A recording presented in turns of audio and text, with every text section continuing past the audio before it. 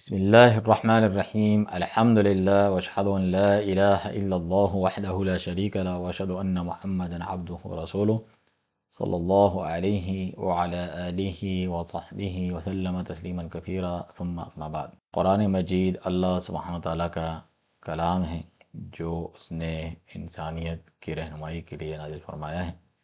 بطور مسلمان اسے سیکھنا، سمجھنا، پڑھنا نہایت ضروری ہے۔ نماز جو ہر روز 5 وقت ہم پر فرض ہے، اس میں ہم قرآن مجید کی تلاوت کرتے ہیں، جس کے بغیر ہماری نماز نامکمل ہے۔